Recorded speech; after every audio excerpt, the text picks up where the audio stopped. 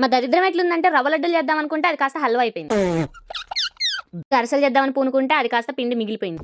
ఏం ఈ పనుల్లో కనిపించలేదు. పైగా ఫిజికల్ గానీ, మెంటల్ గానీ స్ట్రెయిన్. సరే మిగిలిన పిండితో సెకినాలన్నా చేద్దామంటే వీటికి సెకినాలన్న పేరు పెడితే ఆ సెకినాలకే సిగ్గుచేటు. అమ్మోయ్ అయ్యి బాబోయ్ ఆపే బాబోయ్ ఏముంది ఇందులో నీ దైత్యం తప్ప నాకేం కనపడతలేదు. ఇక మ్యాటర్ ఏంటంటే నా దరిద్రాన్ని సింపుల్ గా ఎక్స్ప్లెయిన్ చేస్తా. ఫస్ట్ అయితే రవ్వ లడ్డూలు చేద్దాం అనుకున్నా. ప్రాసెస్ అంతా అయిన తర్వాత లడ్డూలు చుడుతుంటే గట్టిగా అయినాయి. సో కొంచెం మెత్తబడతదిగా అన్నట్టు మా అమ్మమ్మ అయితే కొన్ని వాటర్ పోయాలి కదా అని లోట నీళ్ళన్నీ పోసేసింది. అది కాస్త హల్వా అయిపోయింది. సరే దాన్ని పక్కకు పెట్టి ఇక అరిసెలు చేద్దాం అనుకుంటే సలివిడి కలిపేటప్పుడు పిండి అయితే చాలా మిగిలిపోయింది. సో వాటితో అయితే సెకినాలు చేస్తారంటగా. మేమైతే చేయడం ఎప్పుడు చూడలేదు, అసలు తెలియదు కూడా. మా పక్కింటి ఆంటీని పిలిస్తే వచ్చి చేస్తున్నారనమాట. సో ఆంటీ చేసేవి చూడండి ఎట్లున్నాయి, నేను చేసినవి చూడండి ఎట్లున్నాయి. వామ్మో ఘోరంగా వచ్చినాయి అనమాట.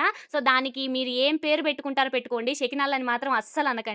అట్లున్నాయి. నాకు అసలే రావట్లేదురా నాయన అంటే మా ఆయనేమో ఎప్పుడు రొటీన్ గా కాకుండా కొత్త కొత్త షేపులు చేయమంటున్నారనమాట. సో ఆయన కోసం ఒక హార్ట్ అయితే వేసే చూడండి ఎట్లా వచ్చింది. వీటిని నేను సెకినాలు అనే కన్నా మీరే వీటికి మంచి పేరు ఒకటి పెట్టండి, చూద్దాం ఎంత మంది ఎట్లా పెడతారో.